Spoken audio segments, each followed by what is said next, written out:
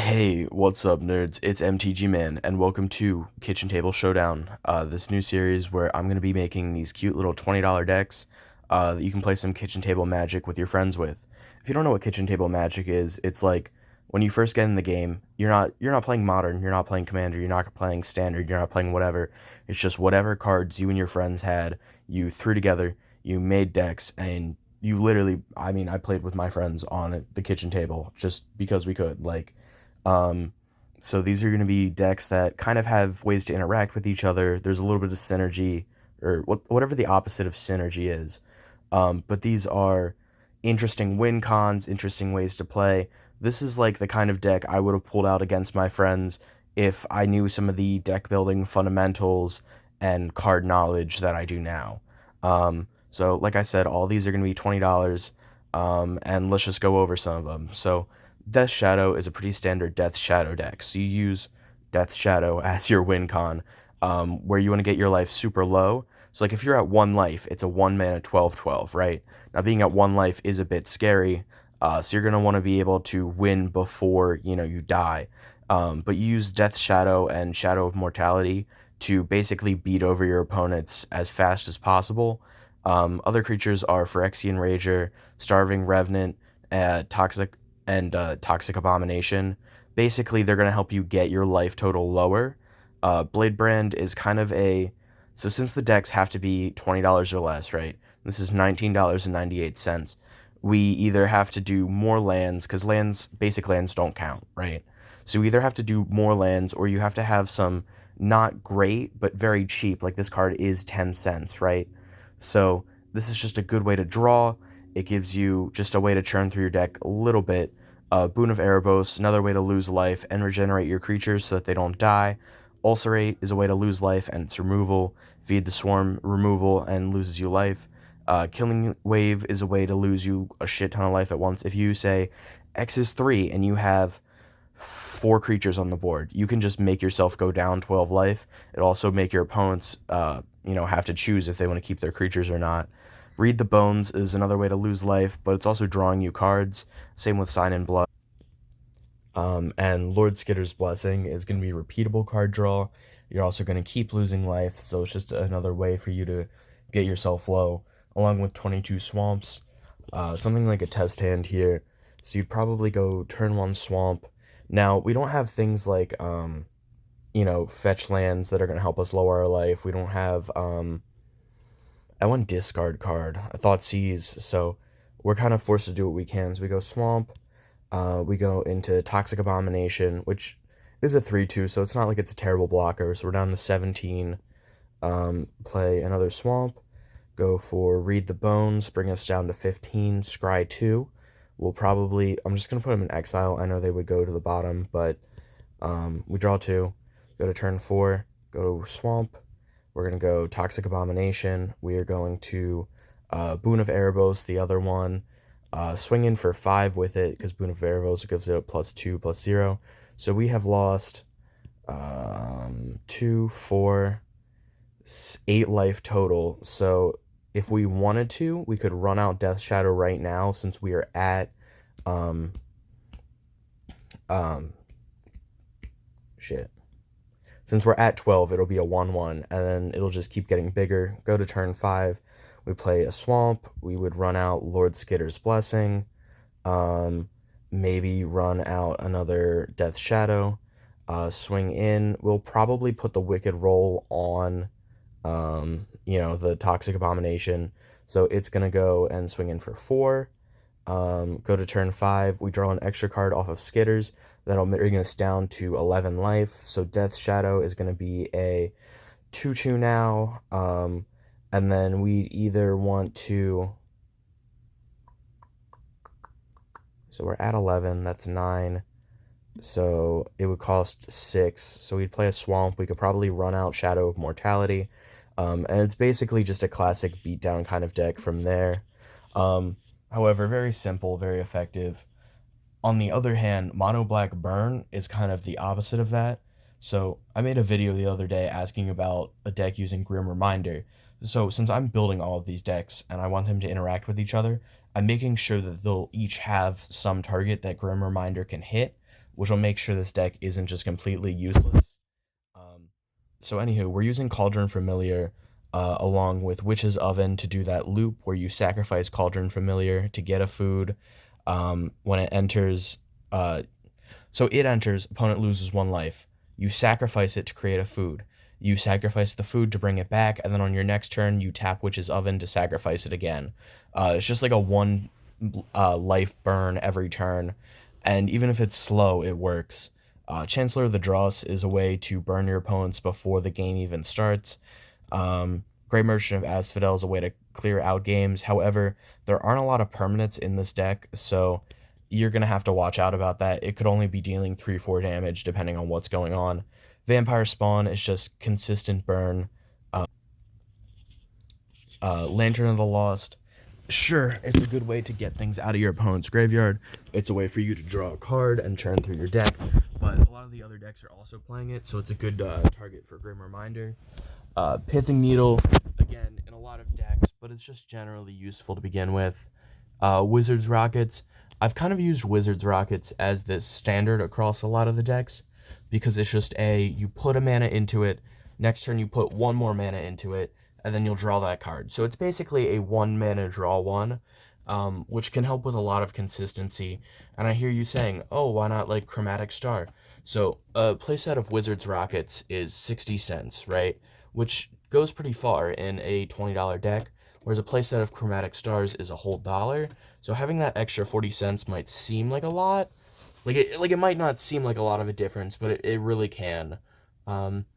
Dash Hopes is a way to either counter spells or deal burn damage. Grim Reminder is Grim Reminder, so you, when an opponent casts a non-land spell, if you have one in your deck, you cast it and it deals 6 damage, which is a big chunk of burn. Village Rites, a lot of decks are playing it, and then it's also like an option. You can sacrifice a Cauldron Familiar or whatever if you need to draw. Blood Beckoning to get back Cauldron Familiar in case something happens with your loop. Again, there's other decks in the queue, whatever, that are playing it. Inquisition of Kozilek, just useful, and there's a lot of other decks playing it. Sign in Blood, useful, could burn your opponent, could draw for you, and there's other decks playing it. Soul Reap is just a good destruction and burn spell. Sword Point Diplomacy, so it's either you put 3 cards in hand, or your opponent loses 9 life, or something in the middle. So it's either good card advantage or it's good burn, and I'm fine with either at this point. Vampire's Kiss is going to help you churn through your deck with the blood tokens, and being able to deal 2 damage is still pretty good. Zoth's Consumption kind of just acts as a land in this deck, but it can also be that damage if you need extra damage. Hopeless Nightmare is a 1 mana burn 2, and they discard a card, so it's just a little bit of every sort of options, and then just swamps, because no real reason to play anything else. I guess to hand on this deck, we'd probably mulligan, go down. I think we would mulligan again. Not too great. Put Grey Merchant of Asphodel and a Village Rites on the bottom. Go play Swamp. They discard a card. They lose 2 life. We run out Cauldron Familiar. They lose 1 life. Go to Sword Point Diplomacy. So we reveal the top 3. They can put any number in our hand. So I'm assuming they would let us put all to hand for that. Go to turn 4. So at this point, we would either run out Vampire Spawn to burn more, or we hold up mana for Grim Reminder. I feel like holding up mana for Grim Reminder is fine at this point, because we can sacrifice Hopeless Nightmare with that mana if they don't play anything. So let's just say we did. We would scry 2, probably put the Swamp on the bottom, Hopeless Nightmare on top, draw it for turn, play a Hopeless Nightmare, run out Vampire Spawn, so that burns them 2, they discard a card. And it's just kind of this black, slow burn type of deck. And again, I'm going to have to wait to see how effective it is until I actually put together these decks, because Grim Reminder could just be terrible. I don't know. I want it to be good. I think it's a cool card, but it could just be terrible. Next up, Unicycle is a mono-red cycling deck. It uses Drannith Stinger to help burn, along with Glinthorn Buccaneer, and then either Hollow One, War Mammoth, Badgersaur, or Yadaro to finish off games. Abandoned Sarcophagus is going to let you recast shit. And then one of the biggest cards in the deck is Unpredictable Cyclone. So if you cycle a creature, you get to reveal until you reveal another creature, and then you put that creature on the battlefield. Same with if you cycle an instant, you cycle a sorcery, whatever. Um, so if you notice, there's 2 instants, 2 sorceries. So you can cycle Go for Blood, and it'll become an Inferno Jet to deal a whole bunch of damage to your opponent. Or you can cycle Inferno Jet and possibly use Go for Blood as a removal spell. Same with cycling Spark Spray and turning it into 5 damage to a creature. However, Fiery Fall itself only has land cycling, so you're not going to be able to do the reverse, but I'm not usually too worried about that. Along with Forgotten Caves and Mountains, because cycling. How this deck would work is we would go mountain, cycle Yadaro, so it'll get shuffled back in. That's 1 on the Yadaro count. We draw a card because we cycled it. Go to turn 2 or 3. Cycle Yadaro. Shuffle, draw. Go to turn 4. So we don't have a Yadaro at this point, so we're not going to cycle that. We would probably play a Glinthorn Buccaneer, cycle Spark Spray to draw a card, go to turn 5, probably play a Glinthorn Buccaneer. I think we would cycle Forgotten Caves so that we can deal 2 with Glinthorn Buccaneer to draw a card. I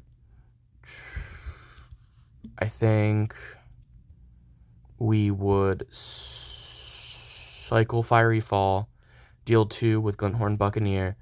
We would search for Mountain, move that to hand. I think, yep.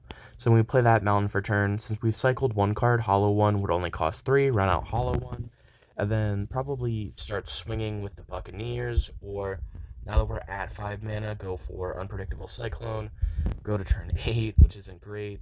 Probably cycle War Mammoth. We'll destroy 1 artifact or whatever. Reveal until we reveal a creature, so then we got a free War Mammoth. And then you basically just want to keep going, keep cycling, either burning or swinging in for damage once you get creatures off of it. Next up, this is a Lilia, the Blade Reforged type deck.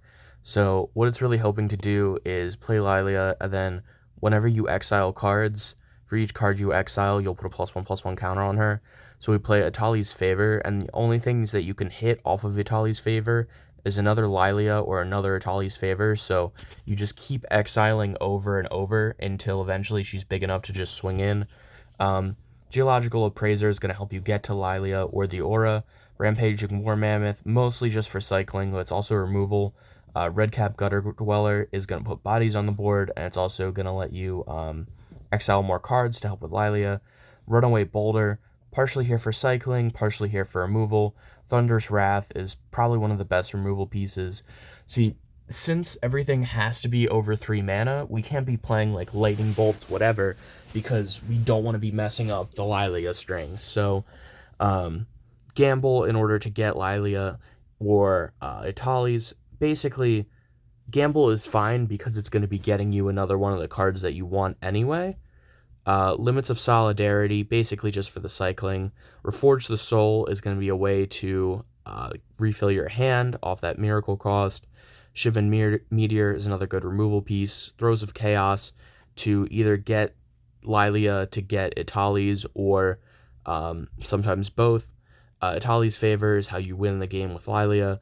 And then Forgotten Caves for cycling, Hidden Volcano and Mountains, and Smoldering Crater. So yes, this is playing a lot of lands. However, we're also going to be able to cycle those lands. So we're hoping to go as fast as possible here. So I would go turn 1, cycle Forgotten Cave. Yes, we could go for Gamble and try and find Itali's. However, we have an even better play of turn 3 Lilia into turn 4 Geological Appraiser. So I would rather just keep to that game plan. Did we draw? Let's draw. Go to turn 2. We're going to play a Smoldering Crater tapped. We're going to cycle Forgotten Cave to draw that card. We're going to go to turn 3. We're going to Okay, this is hard because if we don't get a mountain next turn, there is no appraiser. So I think we would just run out Lelia. At this point, we'll play that tapped. We will, I think cycle Limits of Solidarity. Go to turn 5. We are going to play Throes of Chaos, so we get to exile it and play it on our next turn.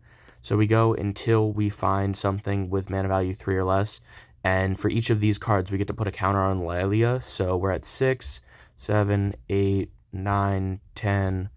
So we put 10 counters on her. We're going to sacrifice the duplicate. All of these would go to the bottom. Then she's a 10-10, so I feel like we'd swing. Go to the next turn. Go play a mountain. Play Geological Appraiser. Discover... Actually, no, before we play Geological Appraiser, sorry.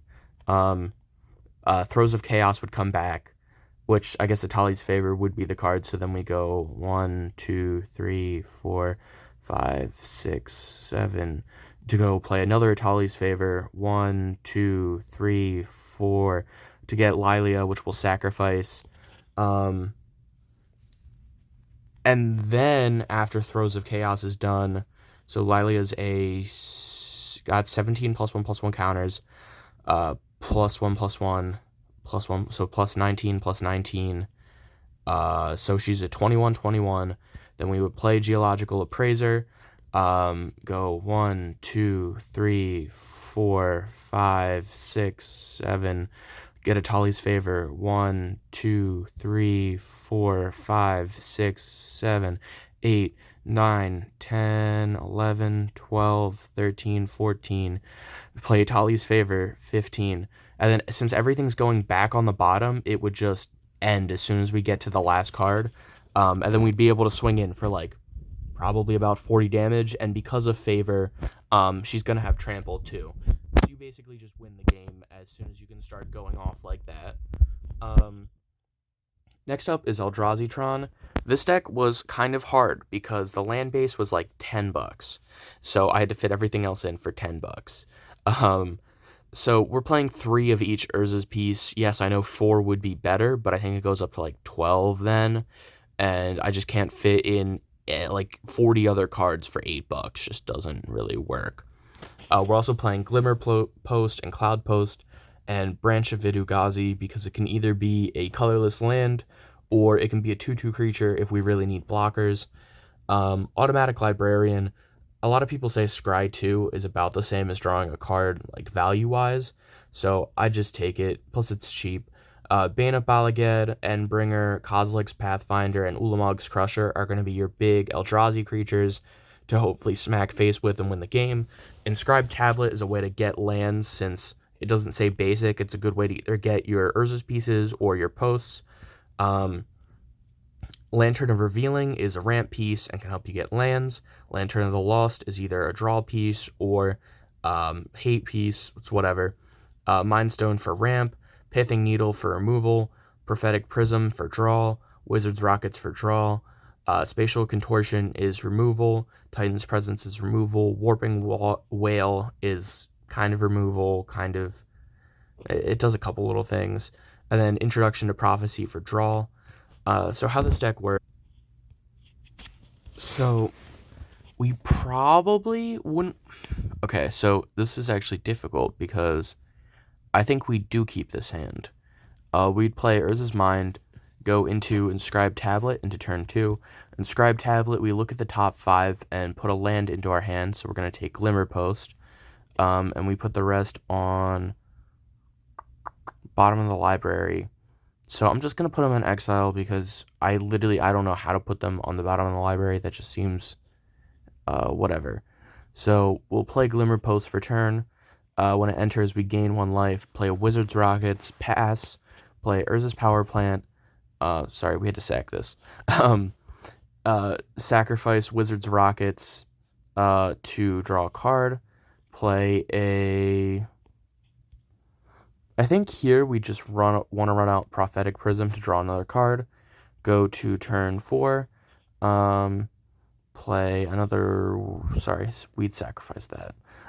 Play another Wizards Rockets. Enters tapped. I think we might play Warping Whale in order to get the 1/1 Scions. We can either block with it or use it for mana. Play Branch of Vidugazi for turn. Play another Glimmer Post, gain 2 life. Sacrifice Wizards Rockets. Draw a card. We're at 5 mana. I think we would play a Automatic Librarian, Scry 2.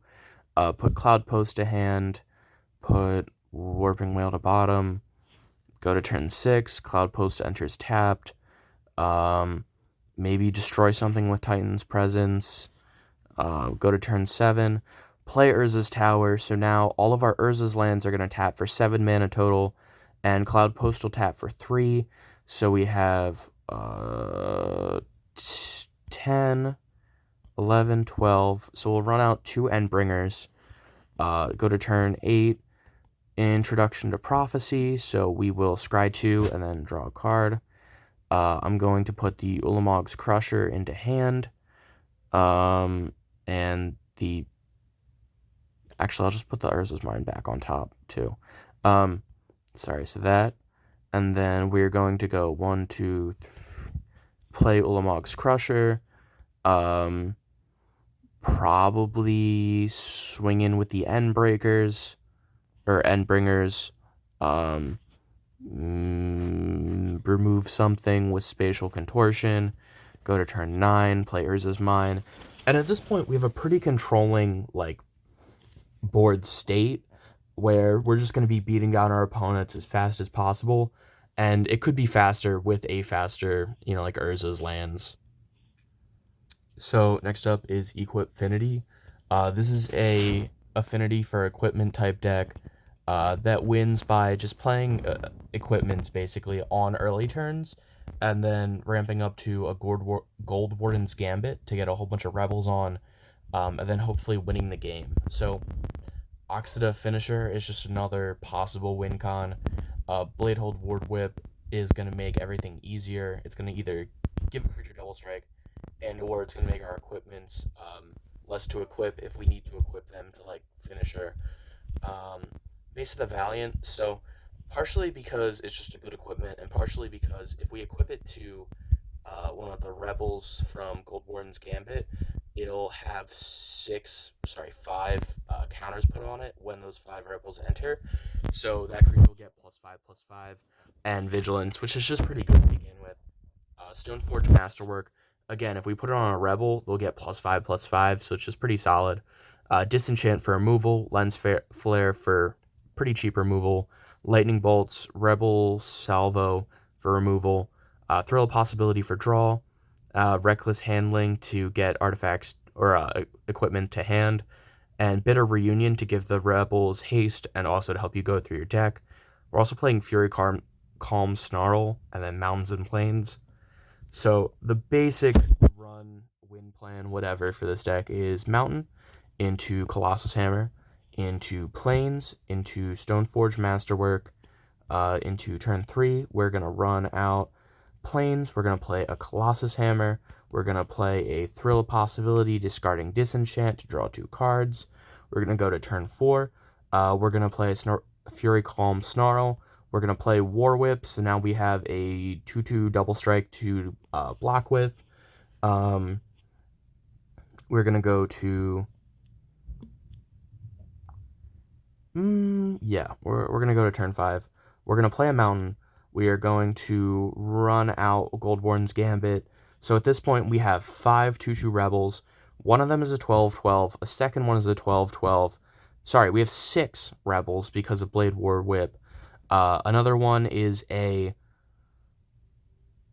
8/8. So even if they don't have haste, next turn we're swinging in for 12, 24, 32, double strike, 2/2, 36, and then the 2 unequipped ones. So we'd be swinging in for 40 damage on turn 5. That's basically just the basic rundown here. Next up is Stompy Bunnycorn. So this is using, so it basically runs on small 2-3 mana creatures that can also be brought back with Archangel Elspeth, and the namesake of the deck, Regal Bunnycorn, which gets bigger for each non-land permanent you control. So you want to flood the board and basically win with Bunnycorn. So Cankerbloom is also going to double as removal. Ellis Ilcor Sadistic Pilgrim is going to be a little bit of burn, a little bit of life gain. Hero of the Dunes will pump up your board. Progenitor Exarch is one of the big parts of the deck. So you could play it for 1 mana, right? And when those incubators enter, even if they're at 0, they'll still count as artifacts. So that means Bunnycorn is automatically a 5/5 as long as you've played Exarch turn 1 and Bunnycorn turn 2. Torrens is going to help beef up your board, which will help with Bunnycorn as well. Wizard's Rockets for the draw. Rotten Reunion is Graveyard Hate, but as long as you don't attack with that zombie, right? So it'll be 1 mana, get 1 body, and then you flash back for 2 mana to get a second body to help bump up Bunnycorn. Village Rites for draw. Helping Hand to help get back some small creatures. Soul Reap for removal. SRAM's Expertise is going to put 3 bodies on the board, and then you could cast something else for free. Unearth to get a small body back, and you can cycle it. Audacity to give Bunnycorn trample. Then Forest Plains Skemfar Elderhall is both removal and puts more bodies on the board. Spawning Bed to put bodies on the board. Swamps, Temple of Malady, Temple of Silence, Vidugazi, the City Tree, to get more bodies on the board. This is basically a go fast as you can, like, low mana type of deck. So I think we would mulligan here. I think Regal, yeah, wow. This is a both really good and really bad hand. So we play Progenitor Exarch for 1 mana, right? So now we have 4 bodies on the board. We go to turn 2, we go to turn 3, we go to turn 4, we go to turn 5, we go to turn 6, we go to turn 7, we go to turn 8. I guess we would have played these and had, 12 bodies on the board total in between. And then we play Regal Bunnycorn, and it's a 13/13. But that's actually not really that great. But I mean, you get the general concept of the deck is to put as many bodies, little creatures, whatever, on the board as possible, and then swing in with a lethal Regal Bunnycorn. I just thought it was kind of a silly deck, so it seemed pretty fitting. Next up is this deck I like to call Bad Reaction. It's based on the Yu-Gi-Oh card Bad Reaction to Samochi, if you know anything about that. So it uses cards like Tainted Remedy, along with Plague Drone to turn any life gain into life loss. And sure, there's no direct life gain deck in the pod, but you're going to be able to make your opponents gain life and hopefully win through that. So first up is Skyshroud Cutter. So if you control a forest, you can have each other player gain 5 life instead of paying its mana cost.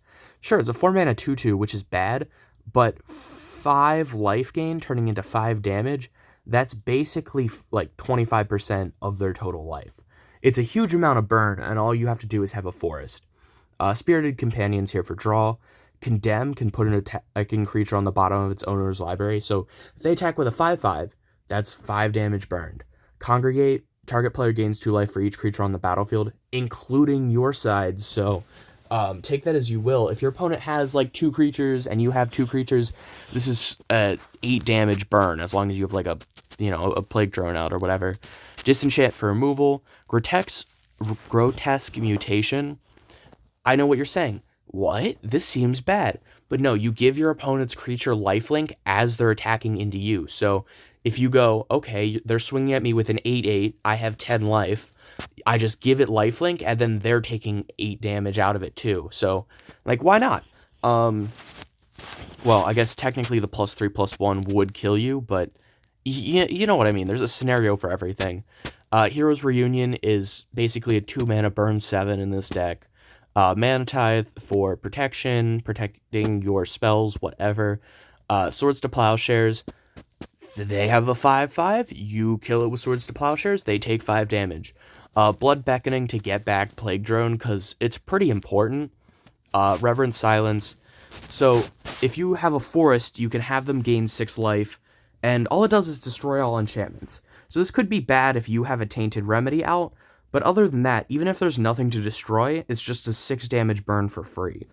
So we're playing forests, plains, swamps, Temple of Malady, Temple of Plenty, and Temple of Silence.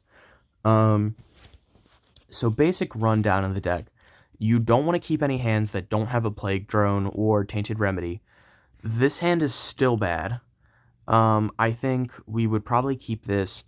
Definitely putting one forest and a grotesque mutation in the bottom. We are going to play a plains. No, we are not. We're going to play Temple of Malady tapped. We're going to scry one. We're going to put that to the bottom. We are going to draw for turn 2. We are going to play a Spirited Companion, draw a card, go to turn 3, go to turn 4, play a forest. We're going to run out Plague Drone. We are going to go to turn 5. And at this point, if they attack us with anything, we can condemn their creature. We can run out a second Plague Drone this turn just for extra protection. And then we have a forest. So we'll hit them for 6. We're going to hit them for 5. And then the Plague Drones also have flying. So we could always just hit in with 3/3 flyers if that's what we want to do. It really depends on the scenario. But the deck actually seems to be kind of reliable, so it's not as bad as it looks. It's gimmicky, but it's not bad. Next up is Energy, which I know what you're saying. Mono white Energy? What the fuck are you on about? So this is less of an energy deck and more of a combo deck. Okay, so what you want to do is play Aether Geode Miner, right? So you can pay 2 energy to exile and return it to the battlefield under its owner's control. So what we're doing is playing things like Aether Storm Rock, Guide of Souls, and Deconstruction Module, so that every time a creature enters, we'll get 1 energy.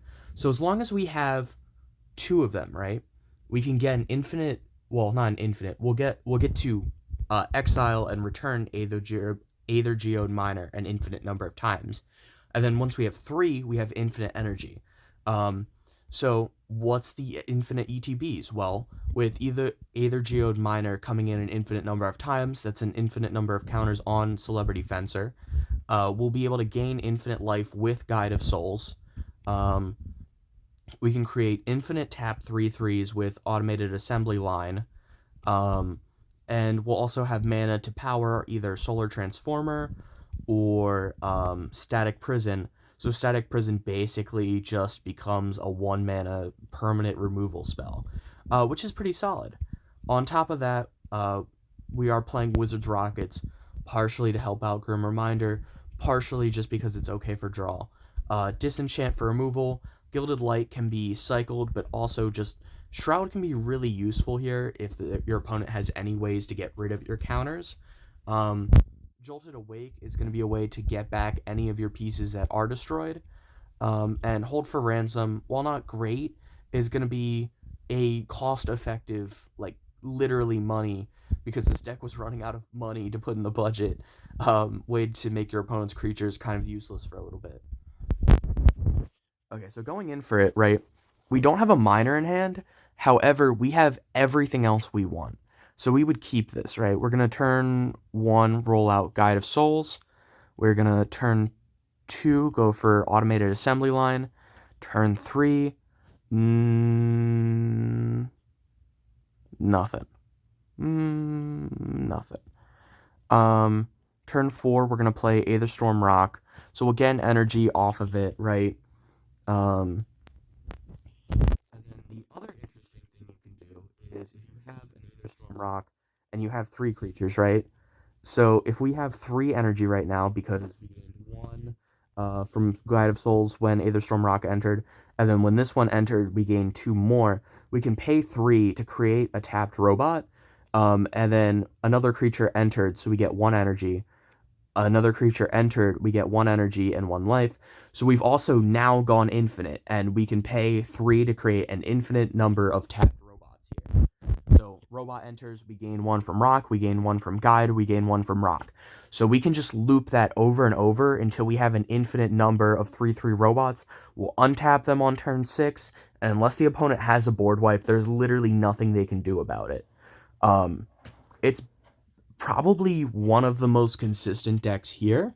I mean, which seems weird because it's like a 3-4 card combo, but it just works well. Um, Next up is Ode to Jund.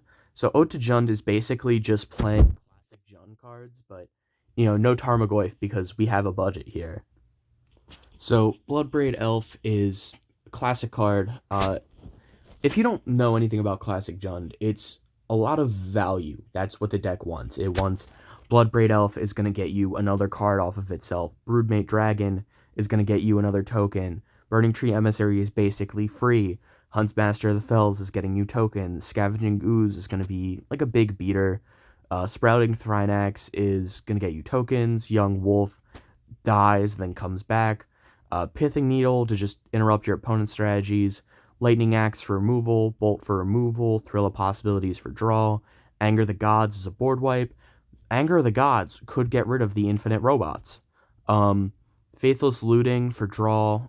Less draw, more hand choice.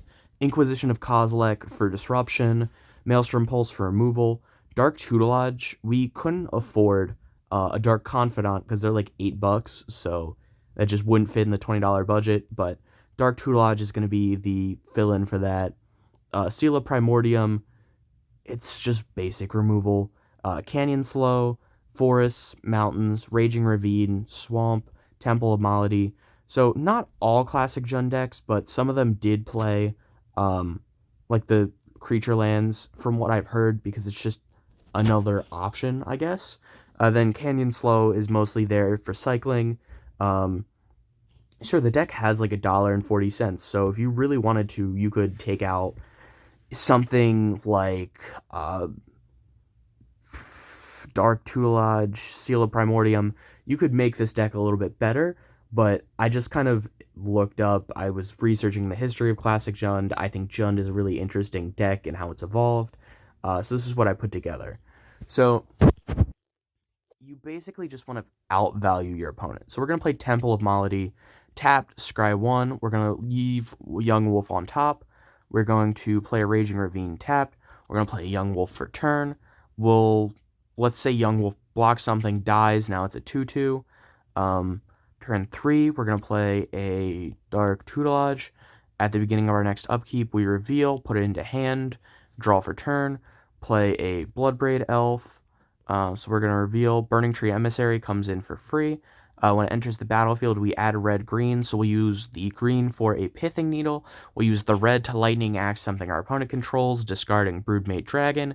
Go to turn 5, go for a Bloodbraid Elf. We're going to Cascade. Cascade until we find Young Wolf. Young Wolf enters for free. The rest are going to go on the bottom of the library.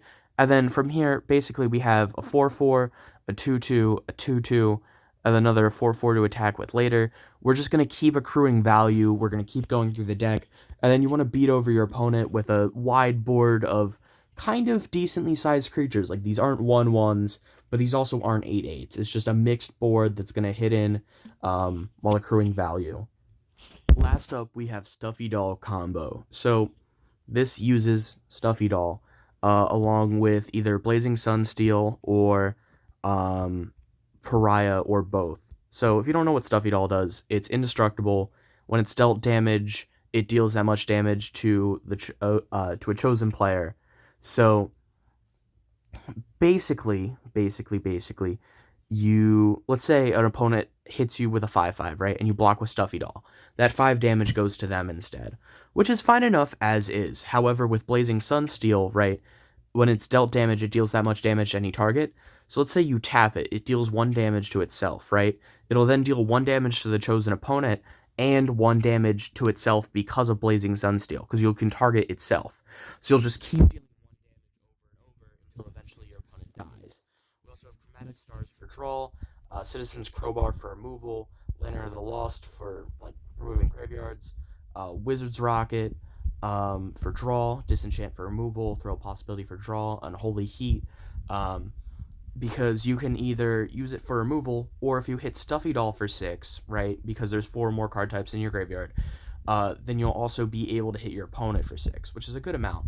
Welding Sparks, again, you have a good amount of artifacts in this deck, and Stuffy Doll is also an artifact. So this is either kill one of your opponent's creature, or if you have like 8 artifacts, and not let's not even say 8 artifacts. Let's say you have 5 artifacts, right? You hit Stuffy Doll for 8 because it's 5 plus 3. So that's 8 damage then going directly to your opponent, and that's a good way to finish off a game.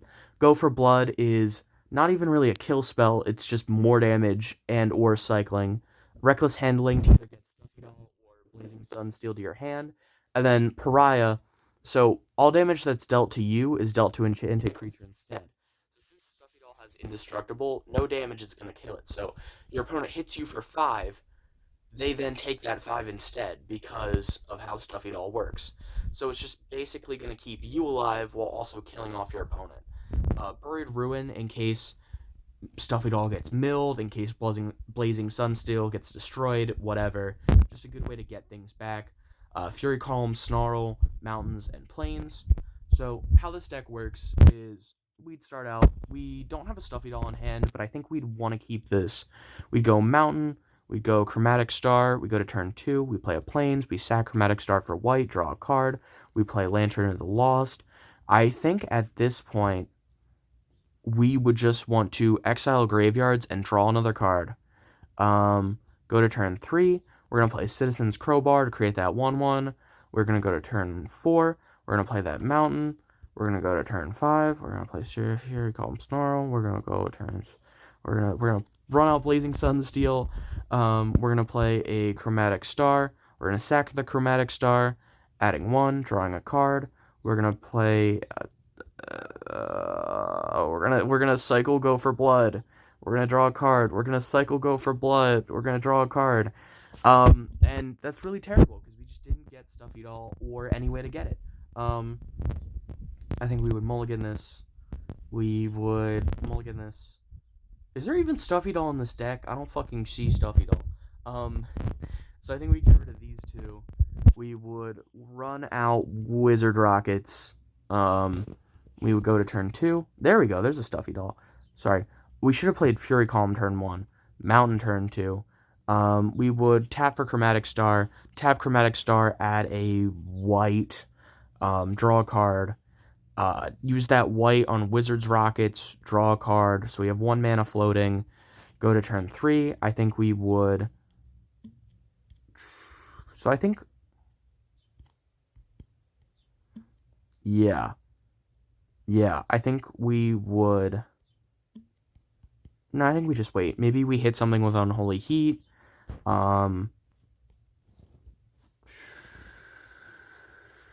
Right. Cycle, draw Wizard's Rockets. Play Wizard's Rockets, go to the next turn, draw for turn. Sack Wizard's Rockets, draw a card. And I don't know why. I feel like we have a good amount of lands in this deck. Maybe we cut out like a Go for Blood. I think. What did we cut? I feel like maybe cut a Chromatic Star and put in another Mountain. I feel like maybe that would make it more consistent. But overall, it's a pretty simple combo deck that matches up pretty well against everything else that I've created. But that's it. So, Kitchen Table Showdown, I think I'm going to make more decks for. I've been thinking about doing a Hogak. I know Hogak's banned in Modern, it's that good. But for $20, Hogak is going to be a lot less powerful. And Minion of the Mighty, which is this really fun, bring out big dragons kind of stompy type deck. But let me know if you have any other suggestions for Kitchen Table Showdown, if you have any Commander deck suggestions, all that. And I'll see you in the next one. Peace.